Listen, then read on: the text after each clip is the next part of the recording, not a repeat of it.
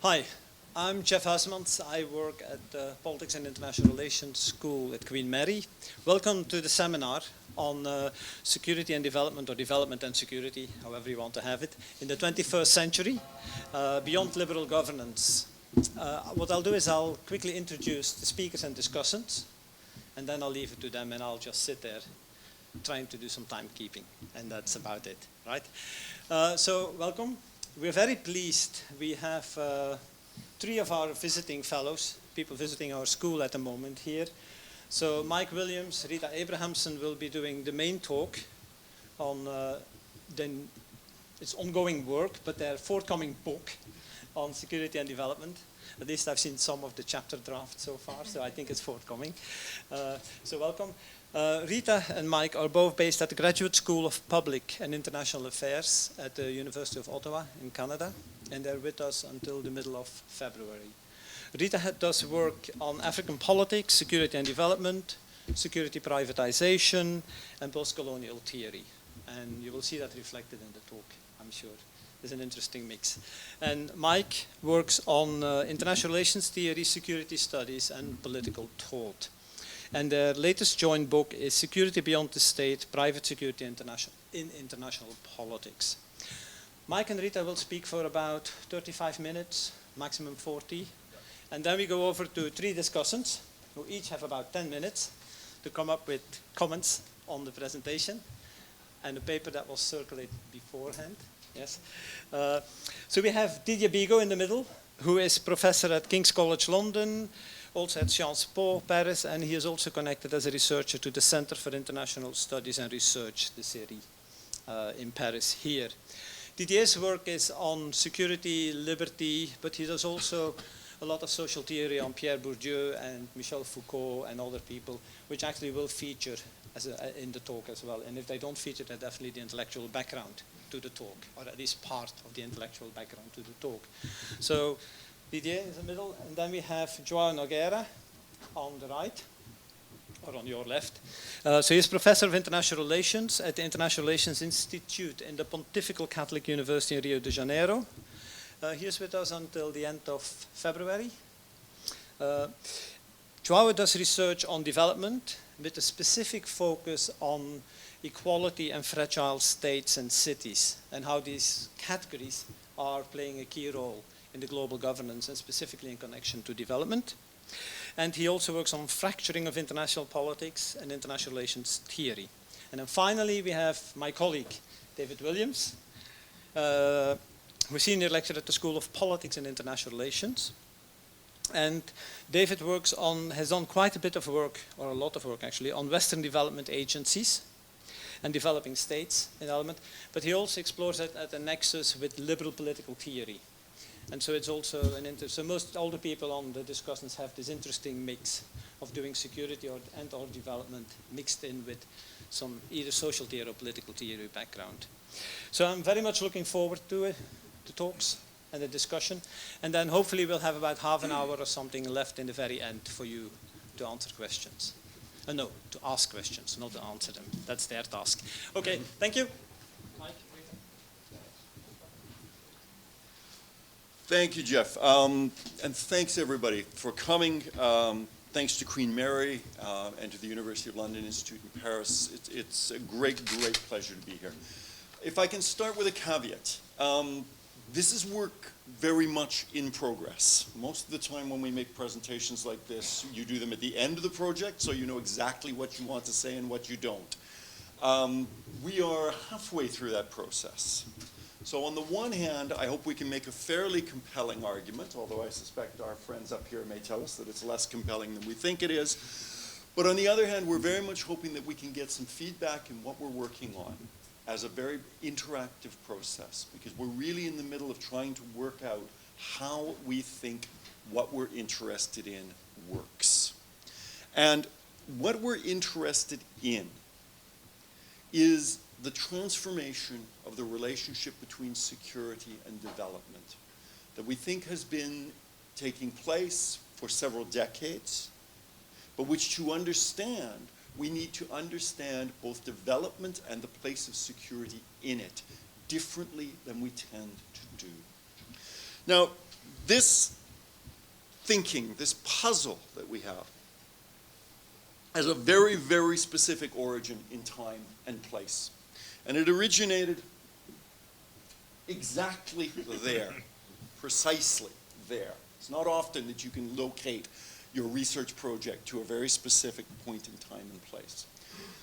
Approximately 2.5 years ago, Rita and I were at a gold mine in northern Tanzania called Buzwagi. This is the outside wall at the Buzwagi gold mine. It belongs to a Canadian mining company by the name of Barrick Gold. Some of you might be familiar with it. Depending on its share price, it is on and off the largest specialist gold mining firm in the world. We went there primarily as part of our continuing interest in private security. We went to look at what private security was operating at Buzwagi. Unsurprisingly, we found private security, lots of it, about 100 personnel. But we also found a whole series of things that we didn't expect to find. We found mine managers, burly South African ex-military officers, who were incredibly well-versed in the language of development. We found community relations and liaison managers, the most interesting of whom had a PhD in anthropology from Cambridge, who were incredibly well-versed in security and who worked closely with the private security actors and with the mine security actors. We saw NGOs who were contracted by the mining company and paid for by the mining company to engage in community development projects that fit within an overall security strategy and logic. In other words, we didn't simply see a whole array of actors clustered around private security trying to keep people outside this wall. What we saw was an expansive array of actors linked in new and very puzzling ways. And having spent a day and a half at Buzwagi, we sat down at the end of the day and said to ourselves, literally, what on earth is going on here? This makes no sense in terms of all the categories through which we usually think, through which the relations between actors traditionally held up. You have an NGO working for a global mining company? That's madness, right?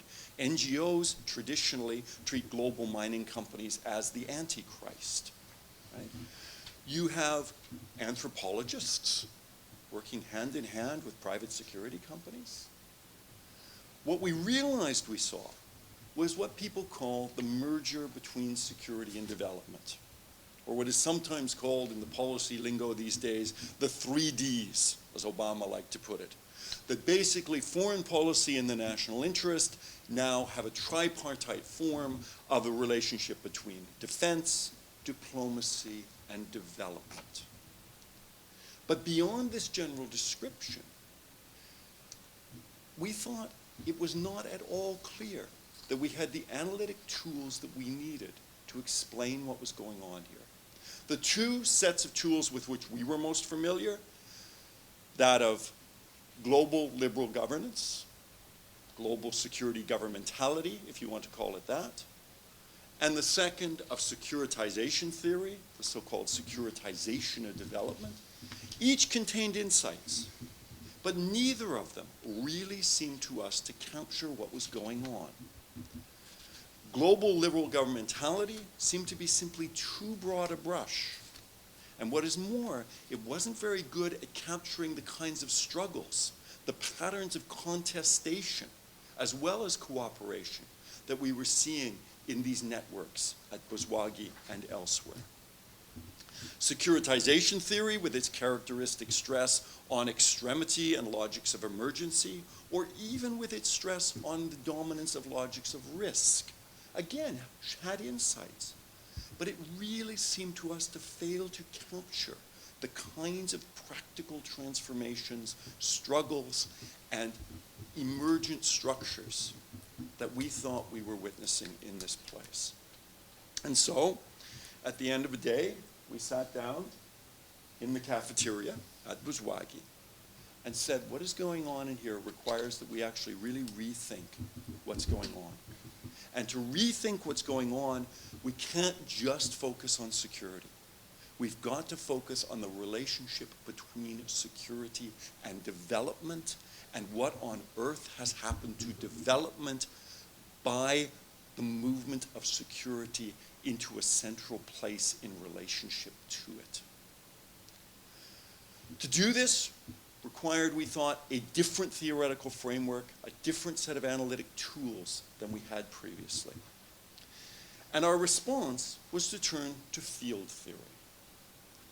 And our argument goes something like this, that what we're looking at here over the last 20 years is a profound transformation in the field of development itself. That to understand this, we need to treat development as a field in a technical sense. That is, we need to treat it as a relatively autonomous set of practices, as a domain characterized by the dominance, if one wants to use the language of Pierre Bourdieu, who we frequently do, by the dominance of specific forms of capital, by specific kinds of stakes of the game that are at stake in struggles over development, and as a series of forms and relations that are transformed, struggled over, conserved over time by different agents mobilizing their specific forms of capital and strategies within the field of development. In other words, that to understand what has happened to the place of security in places like this and places all over the world, we had to understand what has happened to development, and to understand what had happened to development, we had to understand what development really was. This gives us a very specific answer to the question, what is development? Anybody here who does development studies, you will know this is one of the great questions you begin with, right? What is development? One answer, well, development is an idea. Okay. Where do we trace that idea to? Well, the Enlightenment, yeah, that gets some votes, right? Aristotle gets some votes. The pre-Socratics even get some votes. We think the idea of development is important, but it's not enough. We think the discourse of development is not enough. Can we simply look at the history of development? Well, yes, we can look at the way in which in the late 19th century, colonial powers began to transform their explicitly imperial policies into more development policies. But that still to us does not capture the emergence of a specifically modern field of development. So our answer to the question of when did development happen as a field is a very specific one. We argue that it began, for argument's purposes, in 1949, and it came fully into being by 1972. Okay? That is when development as a social field emerges. And we argue that it emerges as a social field characterized by a particular set of relations or oppositions, a defining set of symbolic positions, if you like, that provide the orientation for actors within the field, the positions that real actors take up in relation to the field, that they attempt to do things with, and that they see themselves in the context of. These are clearly abstractions. They are ideal types. We don't argue that actually we can date development precisely to the emergence of 1972, although we think we can come pretty close. Nor do we argue that these relational structures of the field are ever expressed fully in actual practice. Nonetheless, we argue that they allow us to understand the way in which this field came into being, how it stabilized as a structure, and then what happened to it through the integration of security. let me see if I can begin to sketch out what this field looked like. We think it looked something like this. In the symbolic order of development, there are two sets of core oppositions. One is a distinction between altruism and economic self-interest. Development was defined by this tension and by a distinction between those who saw development as something in itself, that is, something solely oriented towards the interests of developing countries, and those who saw development as a purpose to something else, to the promotion of one's national economy, let us say. What we see here then is a distinction between what Bourdieu would call an autonomous pole at the top, the idea that development should be autonomous as a practice. When we do development, what we don't do is this stuff at the bottom. The second set of distinctions that we think emerged in its relationship to security. Development, we argue, emerged in opposition to the idea that development was about the furthering of one's own national security. Now, in part, this reflects the specific context of its genesis. One of the reasons we choose 1972 is it's the height of the controversies over the Vietnam War, and it is the period precisely at which, for example, the United States begins to exclude military assistance from development assistance. In other words, a categorical divide between the two. As such, then, we argue, development actors locate themselves practically within the emergent and stabilized field of development as it comes into existence over these 25 years, along their relationship to these two axes. The further they are on the one, the more they define their opponents to another. Vice versa. In terms of the altruism, economic self-interest one, for the early 1970s, crucial institutional marker is the emergence of the policy from the DAC, the Development Assistance Committee of the OECD, that development assistance was fundamentally different from trade promotion. You could not call trade promotion pure and simple development assistance. There had to be a distinction between the two. How that distinction functioned became a source of struggle within the field. But the field was constituted, we argue, in this period, more than anything, by its opposition to economic self-interest and by its opposition to national security, and indeed to security in general.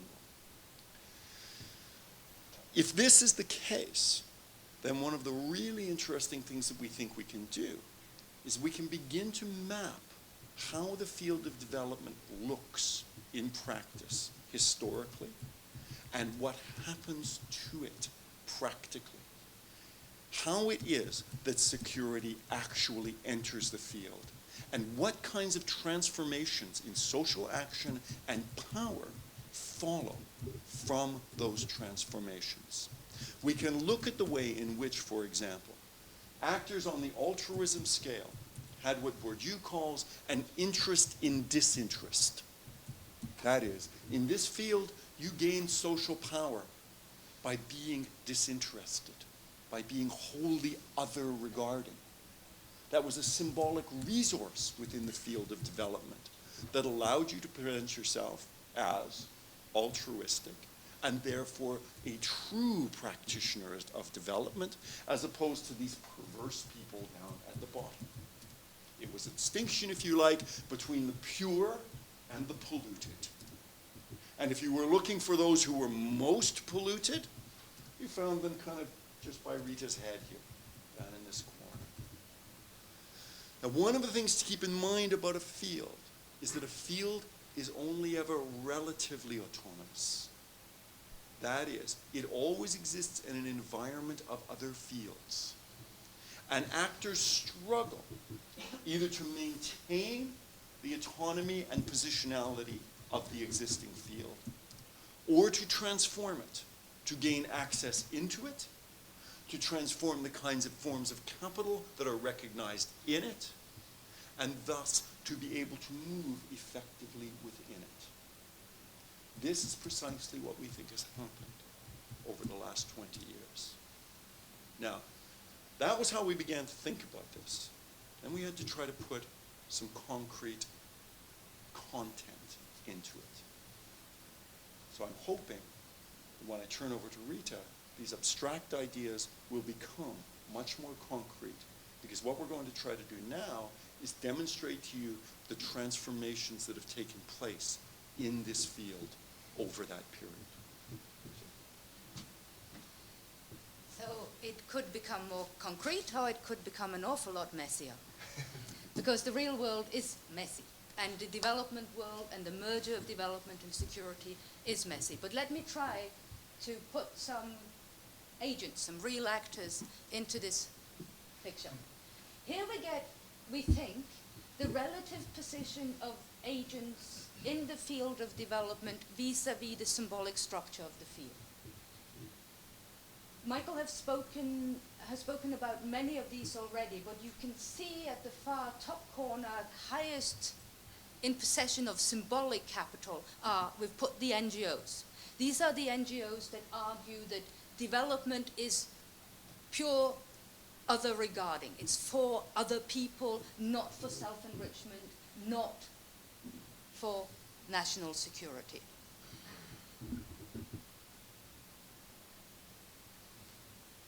There's a lot of things we can say about these actors, but I think when you look at that picture, this is what most people think about when they think about development. Michael mentioned the DAC in the middle there, the Development Assistance Committee. The Development Assistance Committee, like most of these actors, came into being in the 1960s. And the role of the DAC is to police the boundaries of the field of development. It sets, as Michael said, the criteria for what counts as official development assistance, what counts as development.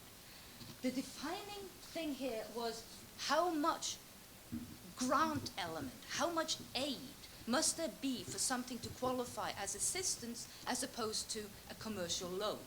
And this was a protracted struggle in the field of development from the 1960s until 1972.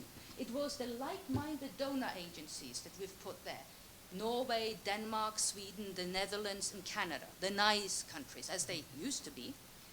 They argued very strongly at the beginning, as all of these actors came into being in the 50s and then the 60s, they argued very actively, it's not enough simply to transfer resources to the developing world. We must do so on softer terms. Whereas other countries, the bilateral donor agencies, others argued, really, as long as we just transfer resources, investment, trade, commercial loans, that's good enough. Eventually a compromise was reached whereby it said it has to be at least 25% on concessional terms for it to qualify and be counted as official development assistance. This is why we see at this point that departments of defense and ministries of foreign affairs are down here, marginalized within the field of development. We've put in development studies up there as well, just because we are academics. It's interesting to think about the role of academics and experts and knowledge in this field, because what happens at this time as well from the 1960s onwards is that we see the emergence of development studies as a separate academic discipline. It didn't exist before. We get the first Institute of Development Studies in 1966, the IDS in Sussex in 1966. We get the first undergraduate degree of development studies at East Anglia University in 1973. And it's this discipline of development studies that starts producing the experts, start producing the knowledge that then come to populate all of these agencies. Also interestingly for our study, for our argument and for this oppositional relations in the field is that what really drove the emergence of development studies as a separate discipline was the economists. It was the economists that argued very strongly that neoclassical economics cannot account for what goes on in the emerging countries, in the developing countries in the South. Because it doesn't take account of political factors, social factors, economic factors. So we need a specific kind of economics to do development economics. Douglas Sears being the first development economist, the first one really to also set up IDS in Sussex. So we get, if we look at this field as it comes out, we get a picture of the field where the dominant positions are really centered around actors or agents who can claim capital by appealing to their symbolic position. They're closer to the altruism side of the field, and they are far away from the national security heteronomous pole here. We get a clustering of key agents over there.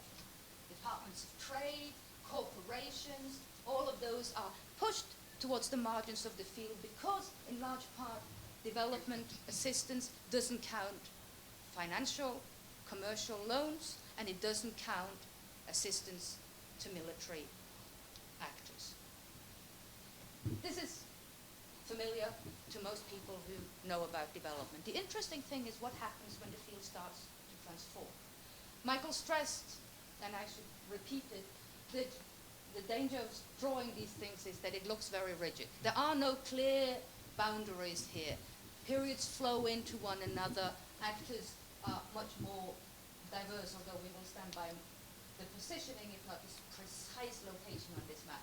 But the point I want to make here is that almost as soon as we can say that this symbolic order has come into being and stabilized, it goes into a process of transformation.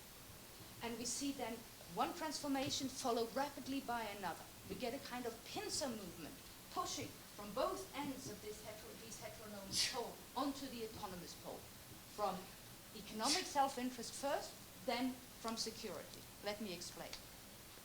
What happens 1979, 1980s? The rise of neoliberal economics, the rise of neoliberal, neoconservative leaders around Europe. Thatcher, Kohl, Reagan, so forth. In development studies, this is often referred to as the counter-revolution in development studies. They call it the counter-revolution because what happened was precisely the economists saying development economics has failed.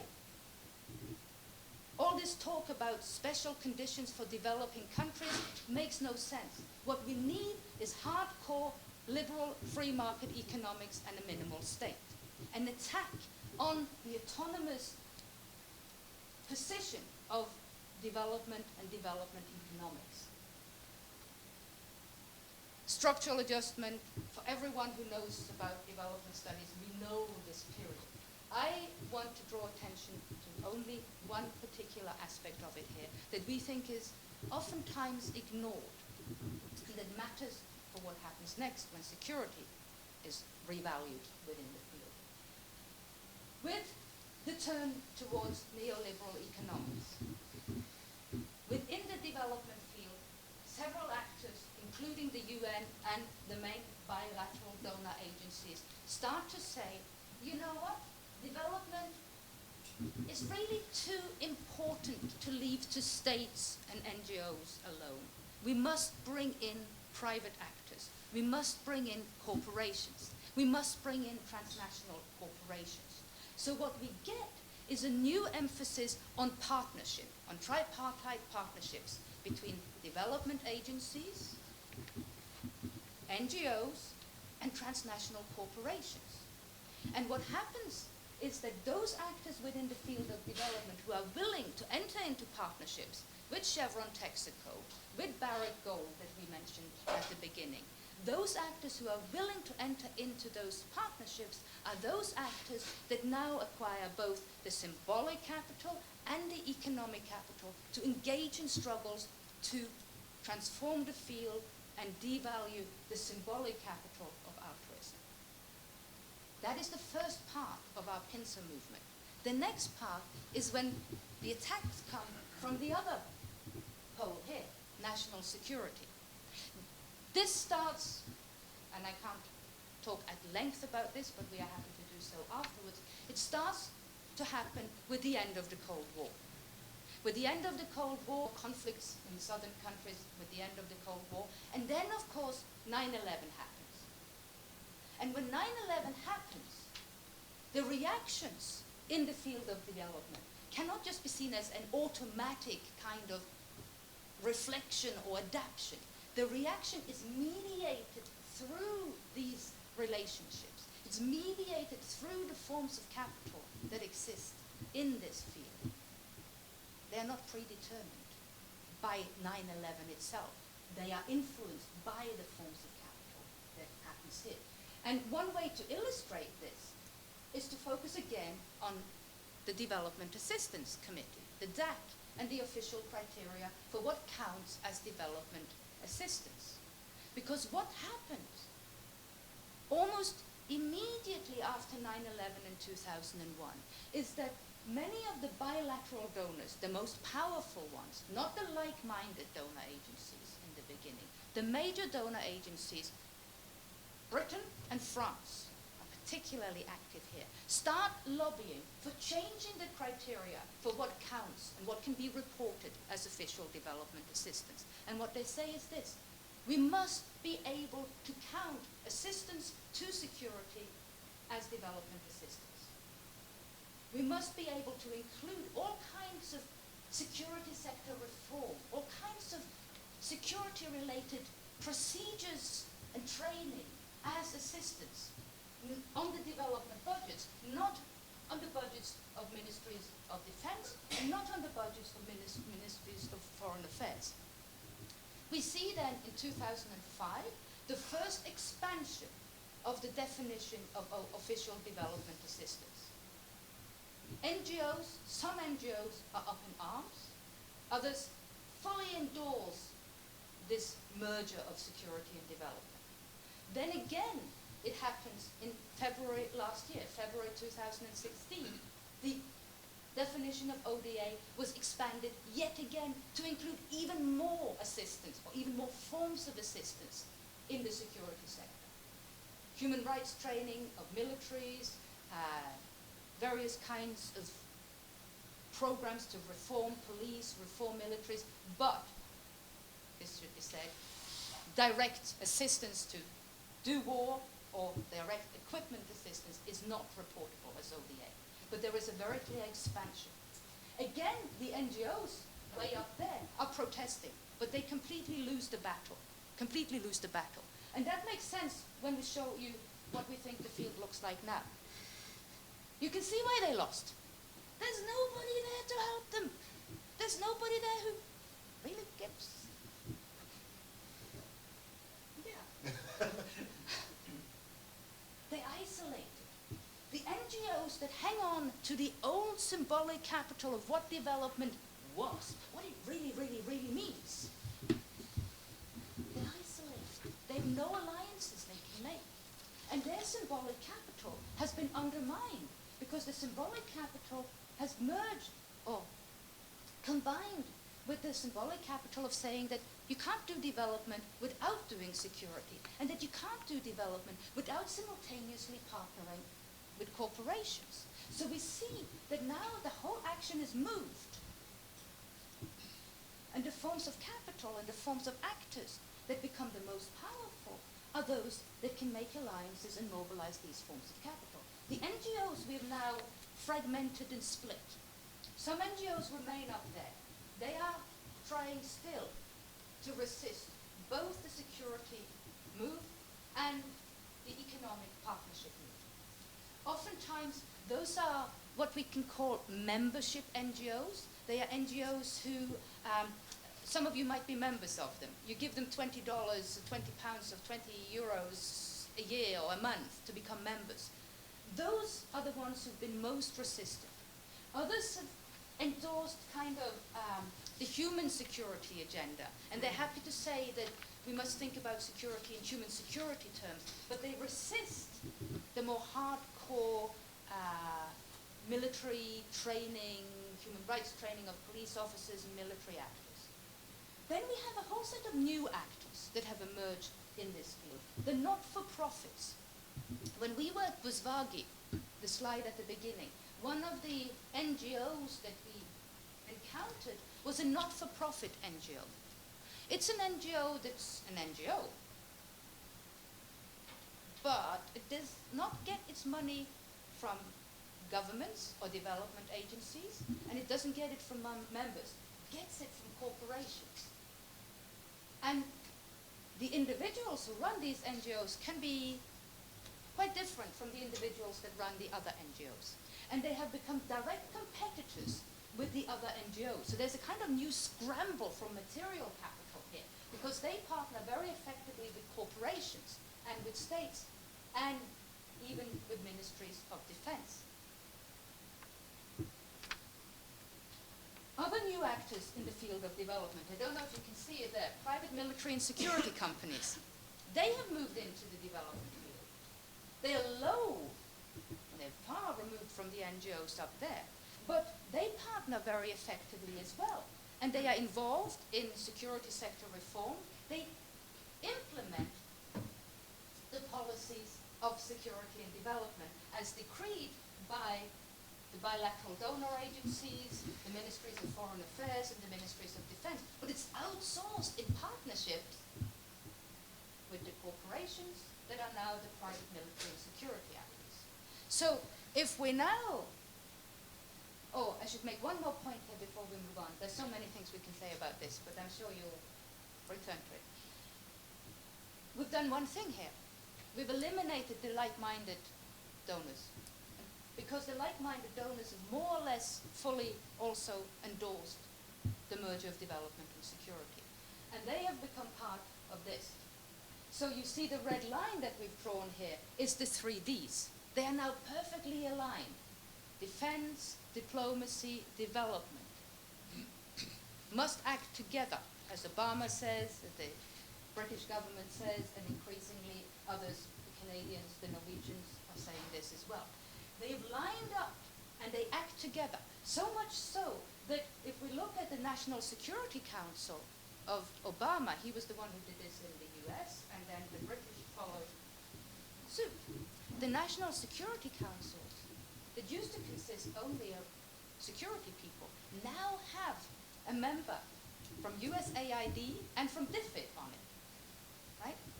The line here has become the new powerful axis. And the key actors, where all the action is here.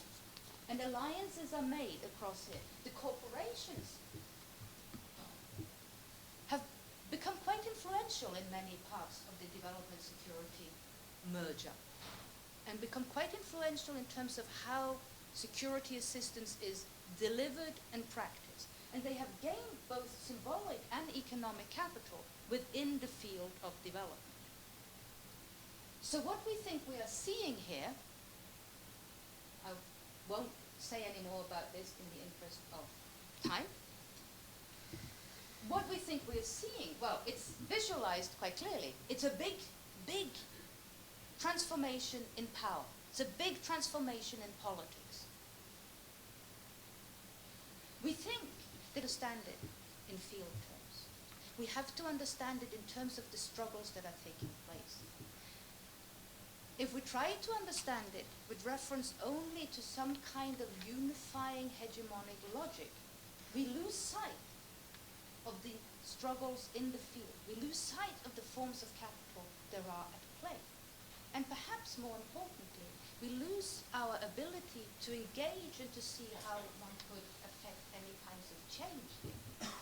Because there are multiple logics at work, not only one logic. The paradox, and this is what I think is frustrating for so many people who want to be over there still, who want to hang on to development as something that is purely other regarding the pure position, the unpolluted position, is that as the field of development has become transformed, as the struggles have shifted, development, paradoxically, is way more powerful as a form of social practice in global politics. But it is a form of social practice. We call it development, but it is travel, and it is something completely different from what people used to think of as development, both in terms of what it does as a social practice and in terms of the actors that are performing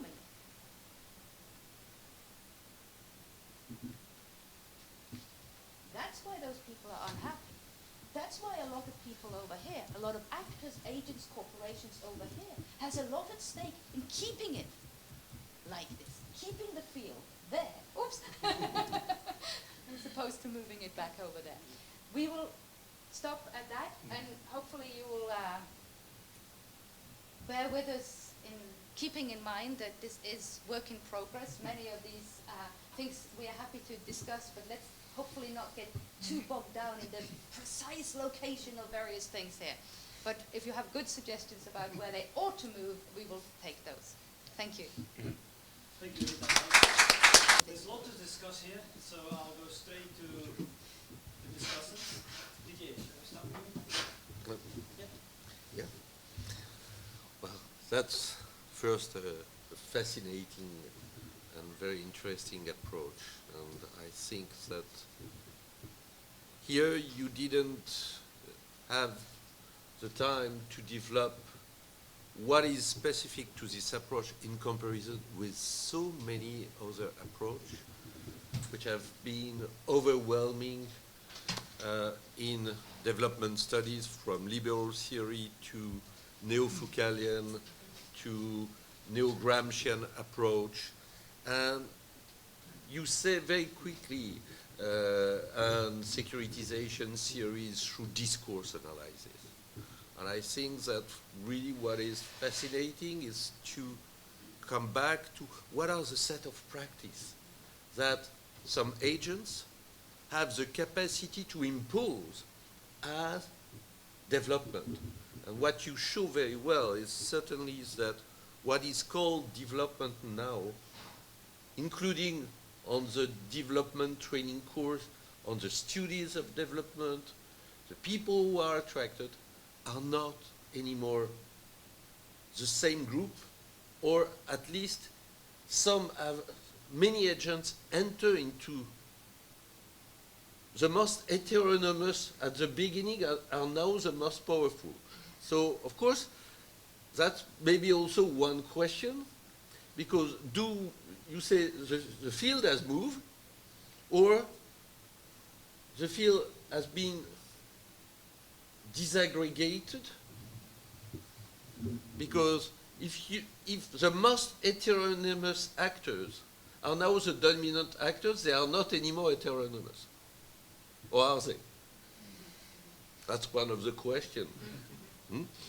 Because if not, well, that's a burial of development that you have explained, or development as it was in the 70s. So I think it's really an interesting case to look at. I had a couple of questions coming from my own research, and what are the crossroads? Because you began with the idea that when you speak about security, you speak about defense. And it makes fully sense from the first period, 49, 1972. And you continue and you explain security post-1990s and especially post-2001. But you are obliged to speak about societal security, internal security, police, private security companies. You have said PMCs, but I suppose it's not only the PMCs, it's more the private security companies who say themselves, we are not PMCs, but we are doing security. So I would suggest that maybe you differentiate also on that side, because it's not it's a certain kind of groups which were marginal in security in terms of power, but who capture also more and more position in security, which are going through development. So in that case, it would be very interesting to look at that and to see the emergence of new actors simultaneously, which disaggregate other fields to constitute dominant power. And so Is it at the crossroad of the two, or is it a new field? That's always one of the questions we have. Because, of course, as the field is not fixed, it's always in transformation, and we share that completely in comparison with the orthodoxy of some fixed Bourdieusian. I think what is really important is the trajectory, the dynamics, and that's important. And a last remark, to be very short, you do national security plus and national security minus. Why? Because you have not another term for national security minus. So national security is essentialized. That's I'm going to collect all the discussions. We'll see where we go from there. Joao? Thanks, Jeff. Thanks also to Queen Mary for the invitation to be here in Paris, ULIP. And thanks to Rita and Mike for this engaging presentation. There's a lot to discuss now that you get the diagrams included in the conversation. My questions, well, of course, were more inspired by the paper. But I'll start actually with a question related to the diagrams. And it's about the transformation of the field. I think it's, I mean, you structure the field in its emergence, between altruism and self-interest mostly, and then between national security and not national security. And then in the transformation, there's a displacement of dominant actors to the quadrants more related to self-interest and security. So my question, and here it's really just a question, how does it come about? So what's the dynamics of the transformation? And what is really transformed? Because as we look at the diagrams, we have a positional picture of the field. And I wonder if there's just more than just a change in positionality, which is, of course, I mean, it's a first illustration of the map, but it's very descriptive as, it describes the positions of the actors in a certain field. It reminds us a little bit of a structuralist diagram, right? So we have a structural position of the different actors according to capitals they've acquired, and maybe you could talk more about these capitals. But it seems to me that they acquired this symbolic capital, perhaps, and that's a question, because they managed to change what the poles are, right? Because there's an overlap or an indistinction between self-interest and altruism. So there's a resignification, actually, of self. You cannot distinguish. This is something very common, for instance, in the humanitarian field, where people who do pure humanitarian practice criticize people who do humanitarian practice for money,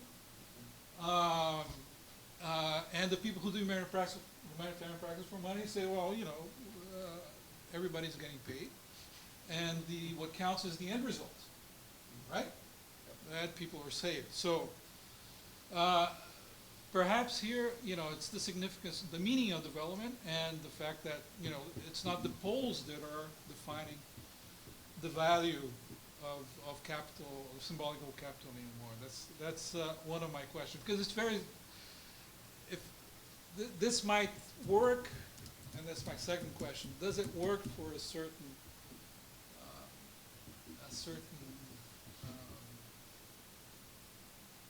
field of development aid that, and I did ask you this in London, right, which is a bit restricted to, a set of actors that operate within the OECD DAC world, where this polarity between altruism and self-interest makes sense.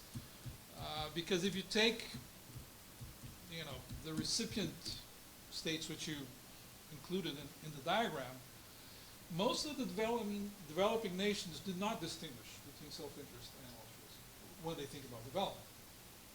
Okay? Development and they're, they're part of your field. They're not dominant, really, and that's another question I have. But they're part of the struggle, right, about the meaning of development, especially in the 70s, right, and the 80s somewhat. For them, development is a practice of state building, right, and of economic growth, mostly.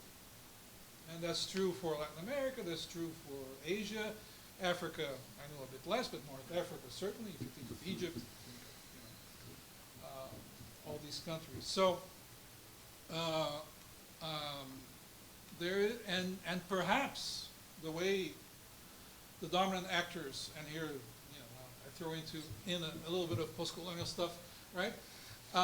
There is an element of dominance and symbolic violence that operates in order to enable these more Western-centered development people to distinguish between what is development as an altruistic thing linked to humanity, a universalist value, right? And, what the former colonial states and or agents usually conceive as being, because the field doesn't really show you these asymmetries, right? And that kind of symbolic violence, which is derived of the colonial relationship. And, well, of course, the Bourdieusian analysis not always lets you do it, but Frédéric Lebaron, it's a good reference. He has tried to think about economics and politics in this way, linking, the Bourdieusian analysis strongly to relations of power that have to do with colonial relationships. So that would be my second question. Finally, how am I, Jeff? I'm okay. 3. Okay. Finally, about the dynamics again, and Didier talked about practices. I was going to ask about practice. He already talked about. But I think, really, it's really interesting as a first illustration, the way you guys illustrated the structure of the field. It's a good way to start the discussion. But my question is about the relationship between how you represent the structure of the field, okay, and the dynamics of emergence, stabilization, and transformation. Because to represent it like that, you say, well, we're not interested really in, or at least we reject the common narratives of emergence, right? So emergence comes out of practices of certain actors in, aid agencies and so forth, mostly in the north, not just in the north, but otherwise. However, once you reject that narrative, right, you still talk about the emergence as a result of a sociological dynamics that, for me, it's not quite clear yet, right? Because you do say that the field emerges after colonization, right? And it emerges, at a certain moment in the 70s, when, I don't know, McNamara leaves the Defense Department and goes to the World Bank, or if you want, right? Or the problems of the Vietnam War. So there is still a narrative going on here, a lineage, which is that you reject. And I would suggest that, you can only understand this structure and the dynamics of emergence and stabilization of this structure you presented if you resort to a lineage. I think that still has to do with forms of dominance between these actors in the field, right? Otherwise, you're, at least seems to me, what dominates the illustration is the structural dimension. It becomes a little bit static. Thank you, and I just want to add my thanks to all of you for coming. and of course Rita and Mike. Now, you know, it's a sign of the richness of their talk. There's loads of things we could talk about, as we've already heard, some very big things. I thought maybe I would just raise 3 issues which perhaps complicate a little bit the story that Rita and Mike are telling, and they are all related to the question, I suppose, of the liberal in the idea of a liberal peace. The first is this opposition between altruism and economic self-interest. While I agree, at one level, that's there, and it's certainly important for the image or the self-image of some development actors. I wouldn't deny any of that. But I suppose it's how you square that with the idea that right from the beginning, the promise of development was hinged on denying that opposition. Right? The inaugural, you know, the 1949 inaugural famously says that all of this stuff is going to be good for everyone. Right? Good for developing countries and, of course, good for the developed world. And that's part of the reason the project of international development gets yoked so closely to the American hegemonic project after the end of the war. And part of the reason why development continues to have a significant political bite, because you can sell it as being good for them, and of course, good for us. And the benefits that derive from development are also understood in security terms, put very broadly, right from 1949. And I suspect that many of the actors here would all have agreed on that point, that there is no strict opposition here. And even if they did think there was a strict opposition, that somehow or another this is a zero-sum game, either you do it entirely for their interests or you do it entirely for our interests, this is not something that you could meaningfully say. Of course, you would, for those who know my work will know this is what I'm going to say, this is a classically liberal thought, right? That there are collective interests that are involved here. And I think it complicates the opposition that this story sets up, in part, of course, because it makes it easier for these two poles to come together, because at least on this they agree. And, of course, it provides continuity going back from 49 forward. Second observation is sort of related, is that I think that the poles here, or a number of the actors that you identify, share quite a lot through this whole story. Almost all of them, actually, I would say all of them really do think they know what's best for developing countries. They think that they're in some way or another entitled to have their views and practices accepted by developing countries for a variety of different kinds of reasons. Some are moral, sort of appeal to moral righteousness, others simply because they think they're technical experts, whatever it may be. And, of course, that when the sort of geopolitical and economic circumstances in the 1980s and 1990s changed, both of poles in this, all of these actors, in fact, but certainly both these poles start to act in much more intrusive manner, concerning themselves with a wider and wider range of domestic affairs in most developing countries. In other words, it becomes a much more substantial liberal project, at least in policy terms. And again, I think it slightly complicates the story. It's partly related to what Joao was saying, right? These actors share quite a lot. It's not that there aren't disagreements, there are, but there is also something that they have in common that does indeed help to bind them together and makes it easier for them to come together through this kind of story. My third observation relates to this idea of defining development, and I agree, and you're right, I think, not to set out with trying to define what development is. But I do think there might be something important going on here related to the different kinds of ways that the various actors you identify think about what development is and what the practice of development is for. Okay, I'm going to simplify terribly now, but just bear with me, it might be productive simplification. That we might think of two different sorts of approaches, or two different things that people could mean by doing development. The first is to deal with the problems of underdevelopment, or indeed the problems that arise when countries go through a process of development.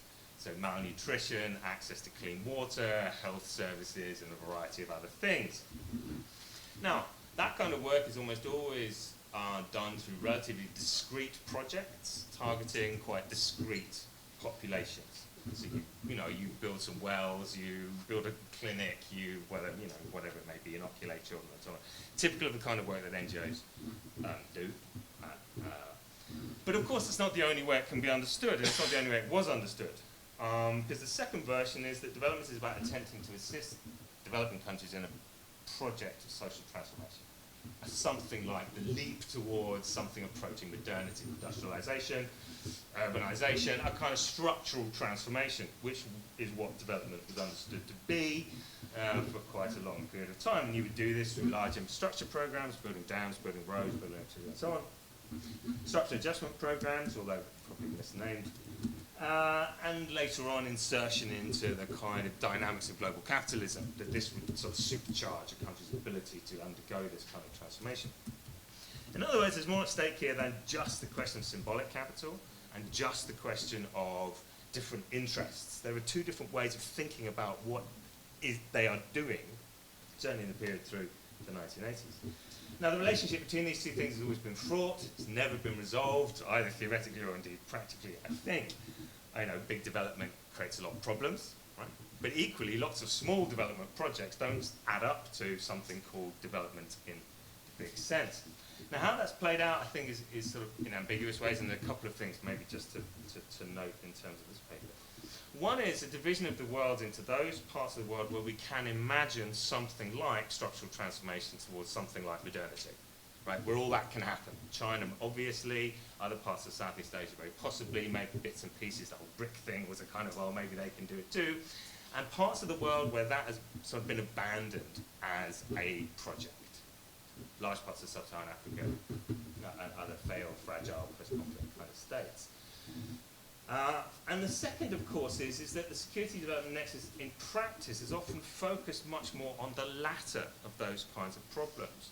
In other words, not security in the massive sense associated with these structural transformations, but rather dealing with the security problems of discrete populations or discrete issues. So security development becomes about dealing with a series of specific and discrete problems, whether it be border controls, whether it be money laundering, whether it be people's access to, you know, an effective legal system or improving the police services and so on.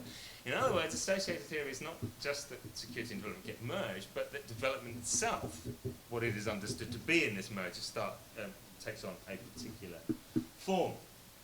And again, I think this points to profound tension more broadly within the idea of sort of liberal peace or liberal development, which is, you know, is it a complete package, or at least a very large package, or can you actually just have little bits of it? So you can have a little bit of, you know, kind of liberal peace over here and a little bit over here, or is it that somehow, you know, you need to get it all together? And I suppose there's a way of sort of trying to crystallize that. I was thinking about this, and Jeff and I have been talking about this a lot.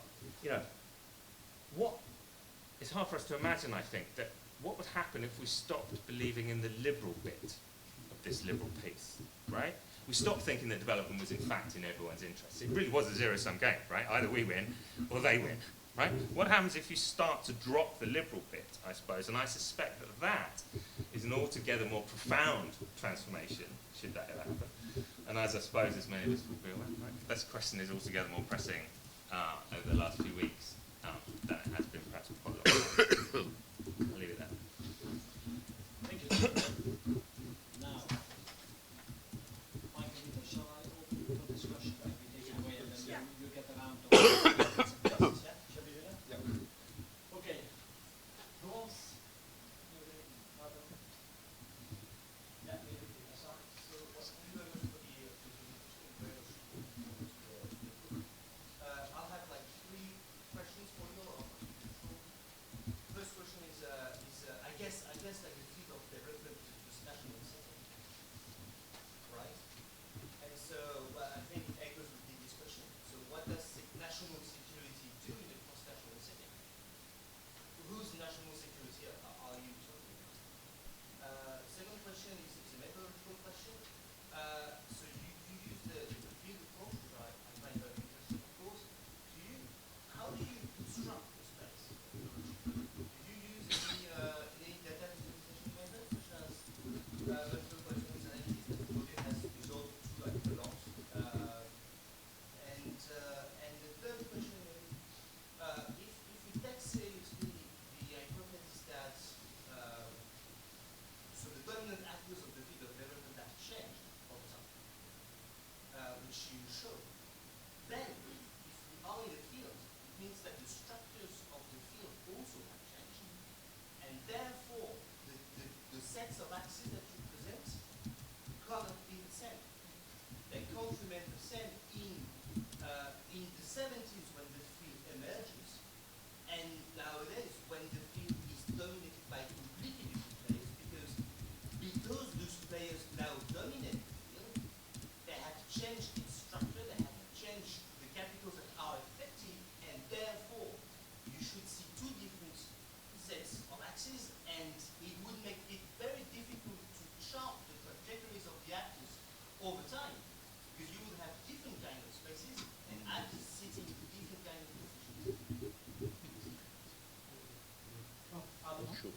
Sure. Thank you. Position It's a taking short question, I and suppose, position, but structural thank you very much. position. It's hugely enjoyable. Position I suppose I come to this not from, I come to it from a sort of social movement perspective, more of a kind of political sociology background and work on environmental activism, environmental activism.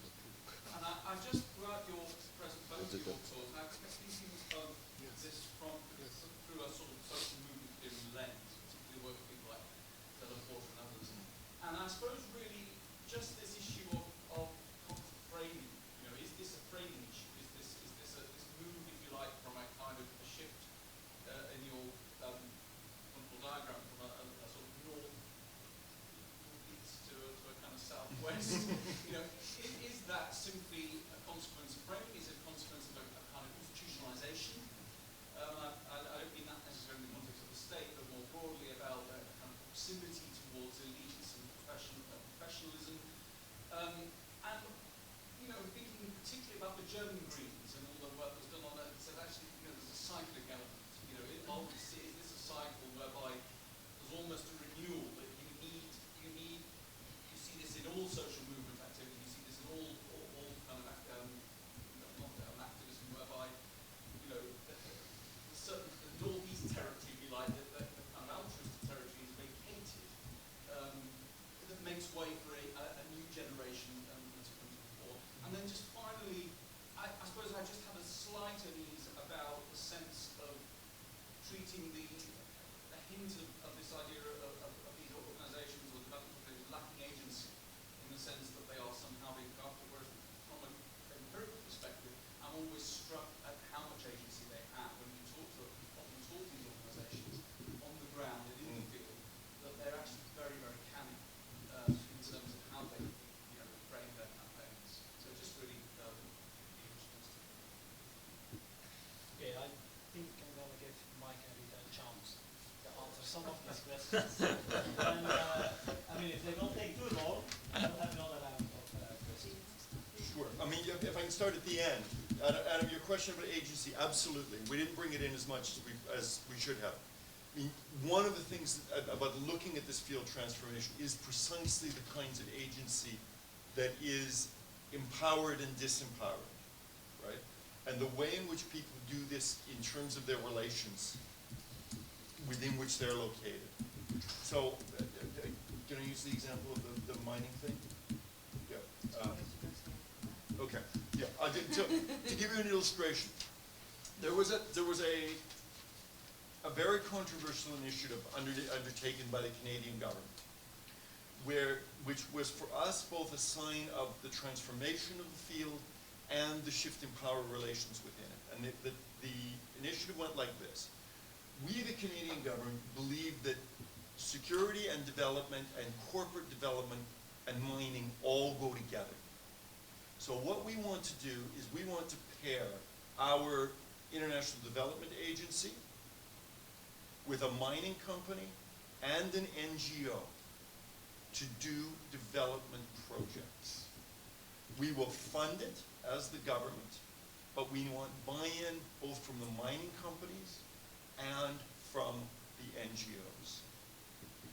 As you can imagine, this created enormous controversy, both in the mining sector, between those companies that would engage in this and wouldn't, in the NGO sector, where for some companies or for some NGOs, this was the opportunity of a lifetime, and for others, this was quite literally the devil come down to earth, right? And within the development bureaucracy itself, where some people found this to be a brilliant idea and others thought it was the absolute antithesis of what they should do. And watching people struggle, both with their strategies in relation to this, but also their relative disempowerment, especially of what you call the Northeast quadrant, right? So if I can go, I'm not sure if I can do this or not. These guys. Watching these guys attempt to make the argument that this was simply profoundly wrong was like watching people on a raft adrift in the middle of nowhere, right? They simply had no anchors to which to, as a really shitty metaphor, but anyway, they simply had no anchors to which stop to get their raft where they wanted it to go, or to keep it where it was from going where they wanted it to, right? They were quite literally out of it. And they were portrayed as out of it, both by the competitor NGOs, who portrayed them as old-fashioned, marginal 60s radicals, right? They were told, literally in no uncertain terms by the development minister, that those agencies that did not get with the program, to quote Sean Spicer from yesterday, right, could not expect to gain funding any longer in the future. And they were marginalized also within this room, where there were about 300 people, were a whole series of very, very powerful mining executives, right, who were also part of the program. So when we looked at that room, you could almost actually, had we had wonderful technology, I bet we could have spatialized that room and it would have looked something like this, right? Our nice old 60s guys were literally up in the corner. And when they got up to the microphone to speak, some of them were almost in tears, right? They were saying, this cannot be what we are. And the response especially from these guys, right, was, you must be joking, give me a break. Of course this is what we are, this is what it is to be a modern one of us. So the agency and the strategies are absolutely crucial, but the power they can draw on in those strategies has simply eroded out from underneath them. And that, I think, is one of the things we need to bring in, so I think you're absolutely right. But it's one of the things that we think is really important about this, because they're just lost. Sorry. No, but just in terms of understanding how the capital has been eroded, Yeah. it's also agency. Yes. There's certain actors or agents who act to erode that capital and use other forms of capital to undermine actors and in this case, the symbolic capital of altruism, right? So I think if we came across as saying that agency didn't matter, then that's exactly what we do not want to say. I will pick up on, if we go backwards, the framing question. Yeah. I think framing is part of it, but again, I would put it in, and I think the way we think about it as of yet is the framing analysis of social movement people has a lot in common with the way in which securitization is spoken about, securitization and development. And I think that is quite simply one part of how certain actors manage to use their power, their position in the field, vis-a-vis others. So who has the resources to successfully frame an issue as a development security issue, for example? And why do certain actors not succeed in framing it in that way? But I think we probably will not end up using that language, but it certainly factors in there. But I think what we think very strongly is that framing alone, in the same way as securitization alone cannot explain it, framing alone cannot capture what goes on in here. I'll go backwards again to the questions. Sorry, I didn't catch your name, but about the national security, the transnational field, the construction of space, methodologically how we do it, and if the field has changed, then the oppositions can't be the same. Last one. I'm not sure. We've actually talked a lot about this. You know, do we need new poles here? And so far we think not, because we think these poles, the actors have shifted, the power of the forms of capital have shifted, but we still think that there's sufficient agreement in this space about what the stakes are, and what the forms of capital and what the oppositions are, right? We still think that is crucial to this. And even as they argue down here, and this touches a little bit upon what David was saying, even as they're arguing over here, it has a lot to do with what is altruistic about this. So many actors here still want to say that this is, you know, what development really, really is. So I think we've had the discussions about, and it came up when we gave this talk with Queen Mary as well, do we need to draw a whole new field with new oppositions?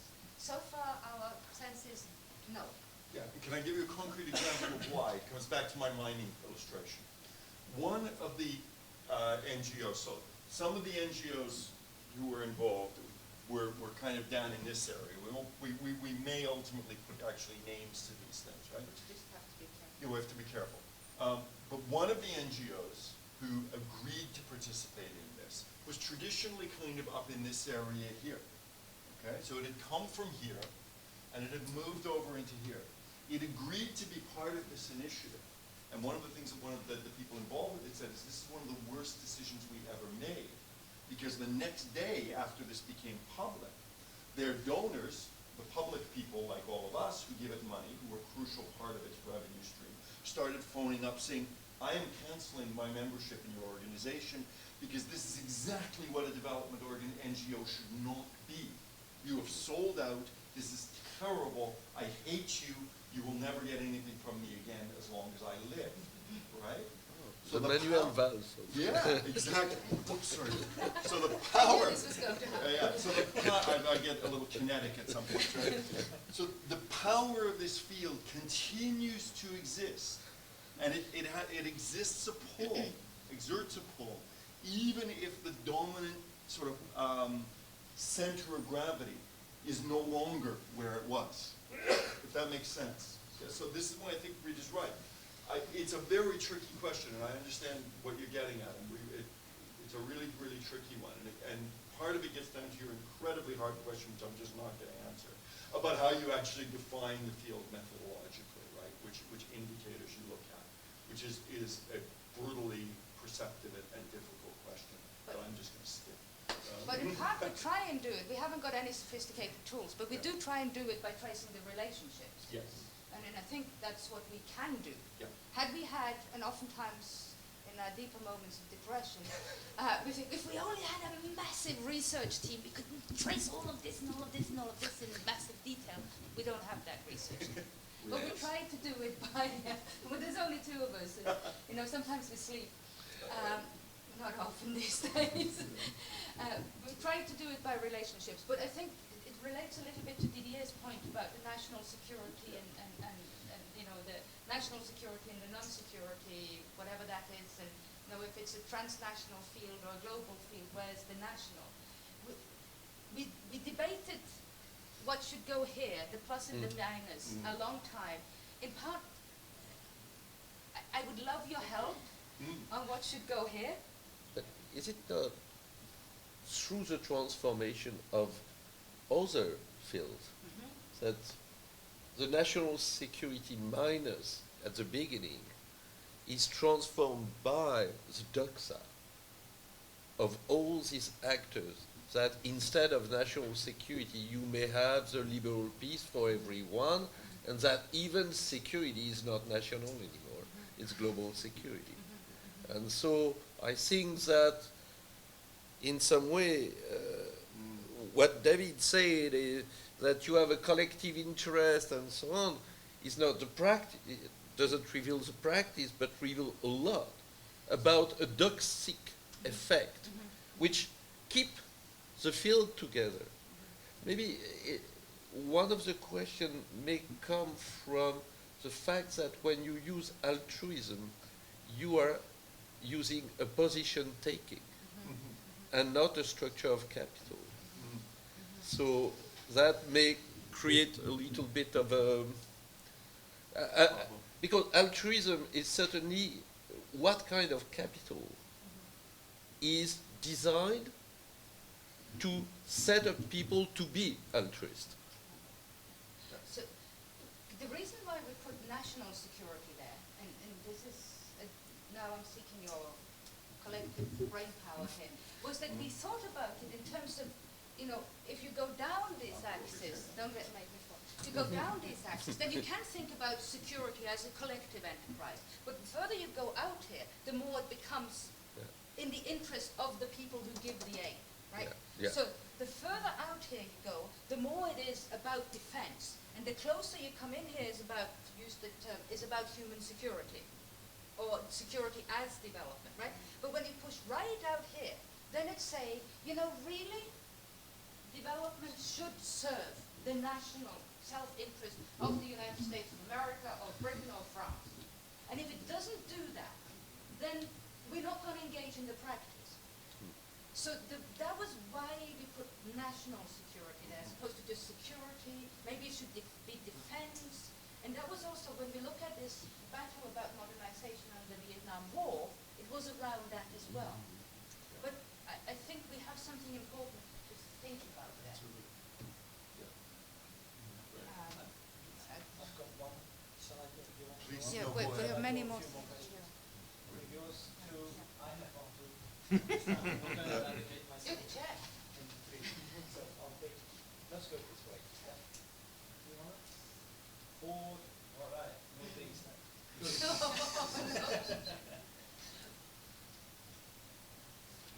Yes, yes, yes. So I'm a graduate student in international security at Pontifical. So as said, the first thing as a security person is struggle the use of national security.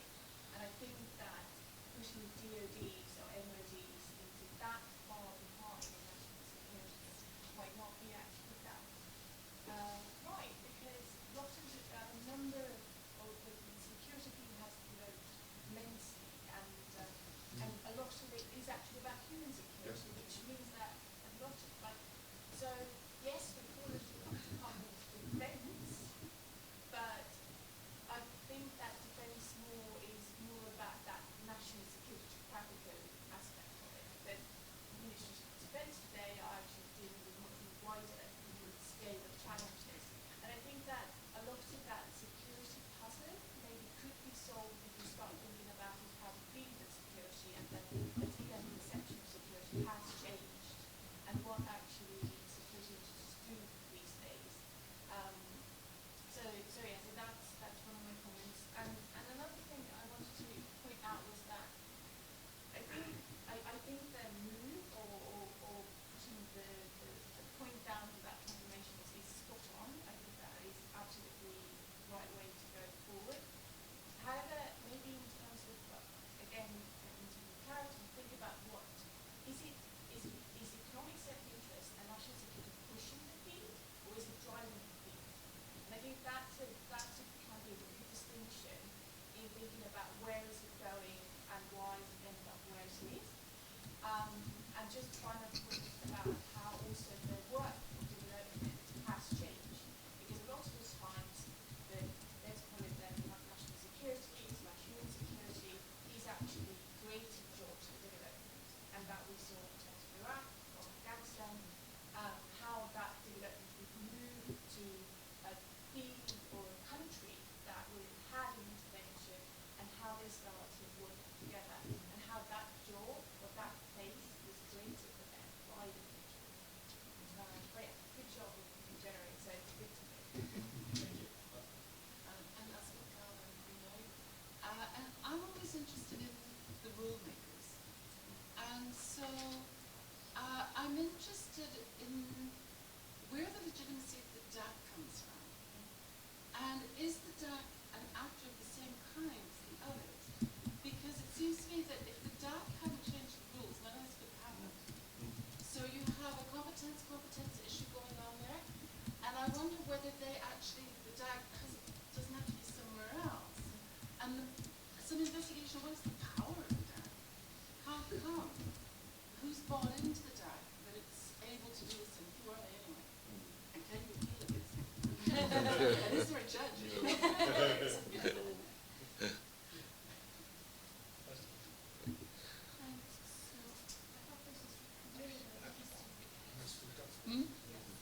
Ms. LeWood, yeah. I thought this was You're the ones, yes. because it's kind of the other side of the coin of I've been reflecting a lot about the changing definition of security. And it was just very interesting that you took this as the changing definition of value.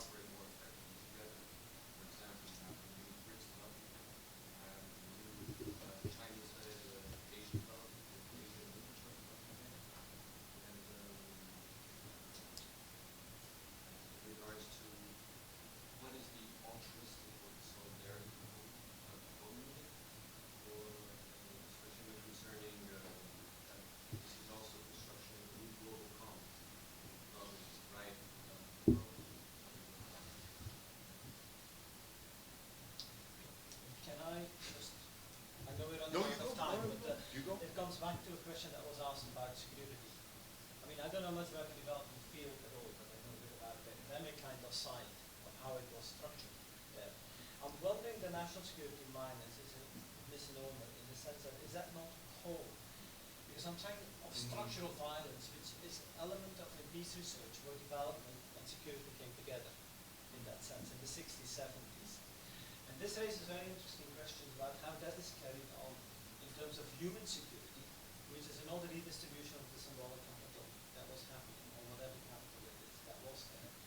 But I'm not sure you can put human security there, because there's a lot of discussion and builds exactly the continuum, and thereby allows, and so the struggle cannot be through human security, it has to be, no, it can't be a pole, it's gone through it. And so that raises a question about whether there's a redistribution of positions through the capital, this one, or whether the axis there, you know, the pole of national security minus has changed, because structural violence is not so central anymore, if I understand. Also what they were saying to some extent. I don't know whether it still is or not. It was where the nexus of security and development came together.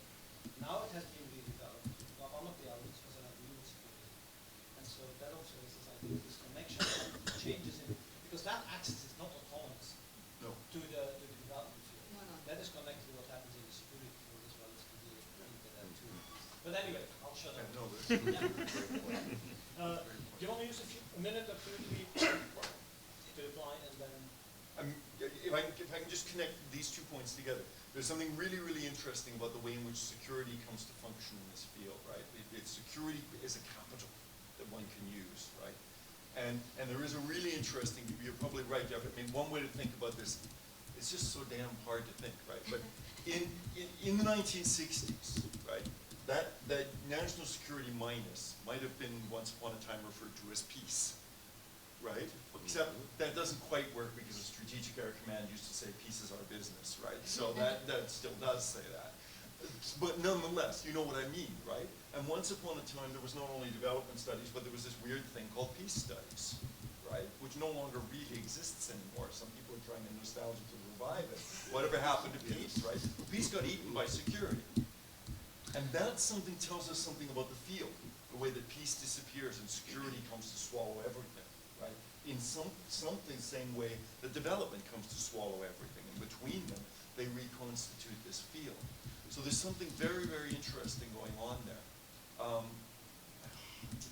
But if anybody has better ideas on this than we do, please let us know, because it is nightmarishly difficult. But I think you're absolutely right.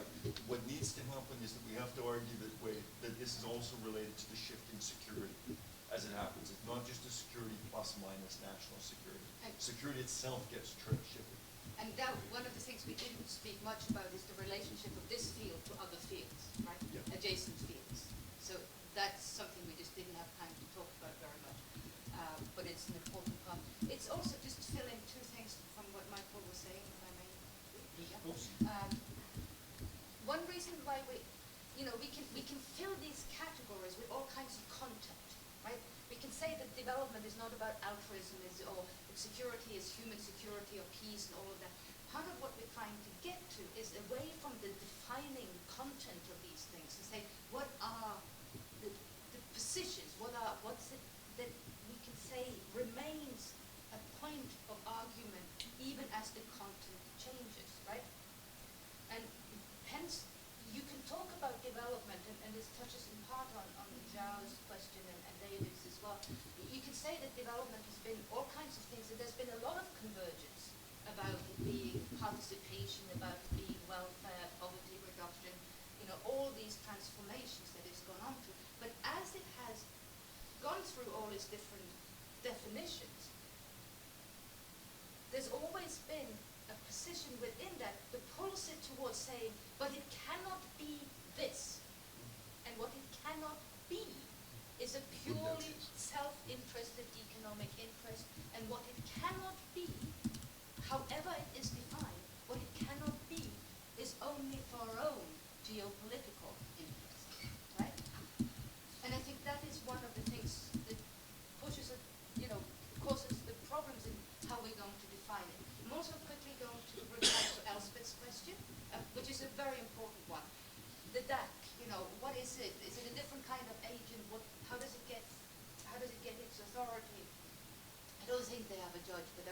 lots of lawyers there. They're actually headquartered in Paris with the OECD, right? So they're part of the OECD. Most fields and most periods of emergence of field are accompanied by certain organizations or agents that, I put it as policing the boundaries of the field, but they are the rule setters, the standard bearers. They ones who issues qualifications, issues, in the case of the DAC, the criteria, right? They set the standards. And with the DAC, they emerged in part because, well, it was set up originally to administer the Marshall Plan for the reconstruction of Europe after the Second World War. At that point, it was the European Economic Cooperation, Organization for European Economic Cooperation in 1948. It was only in 1960 that development was added to it, as this field was becoming. And people were then agents here, mostly by the like-minded donors, were arguing that somebody has to say what is development here and what is not trade, what is not commercial lending. Because, and this is where the symbolic capital comes into it, saying that we give this much in development assistance matters in global politics. This is why the like-minded actors, the like-minded donors, could carry so much more weight relative to their strength militarily, relative to actual how much aid they gave, because relative to their GDP per capita, they gave more, right? But the emergence of, some people call these kinds of actors internal governance units, but they basically set the rules of the game. They police it, and they can be extremely conservative. They're oftentimes sort of resisting change, right? We could map and talk at length about the struggle to get them to change the rules, but later. Two last points. Okay, there were very interesting questions on the transformation of the banks. Oh, yes. I know almost nothing about it, but the core answer would be that it basically is taking place in an adjacent field. And you would need to take a look at the connections between the two. On Departments of National Defense, you're absolutely right, the way that we tried to indicate that by moving them from here up to here, but you're right, they actually would have to move up over in here, right? What's really interesting about them, though, is the way that they come much closer to all of these. And the final thing that I just want to is indicative of the shift in the field. If you remember our original field, these things were over here, right? Bilateral donor agencies were up in here. One of the most interesting things that's happened in some parts of the world is that these things are now merged into each other. In both Canada and the United Kingdom, development agencies and ministries of foreign affairs have actually been collapsed into each other. There are different still. Yeah, no, it still exists, but it's as part anyway. Anyway, in Canada, which is the situation we know best, what used to be CEDA, the Canadian International Development Agency, is now folded in to what used to be the Department of Foreign Affairs to create something called Global Affairs Canada, right? That's a profound transformation in the field, right? Because, and its relations, therefore, to everything else change. Okay, before I let you go, I need to thank a few people. I think there will be things. As well. But before you get there, I need to thank, because this seminar has been made possible, that is also an expression of an ongoing, ever more intense collaboration with the School of Politics and International Relations and the University of London Institute in Paris. So I would like to thank Tim to host us and to make this possible, to help, and so on, and Adam, of course, to support us as well through the school.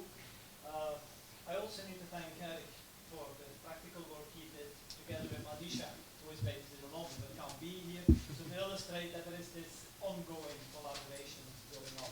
And of course, my colleague, Jeff Drola, with whom I co-organized this seminar. Although he sits there, I stand here, but we co-organized. And thank you for coming and for discussion. I think we have lots to think about security. It seems like an ever more interesting area to me, who doesn't know that much about it. All right. Jeff? Thank you, and there will be drinks. Thank you for all your questions and comments. This has been really helpful for us, truly. Thank you very much. Really appreciate it.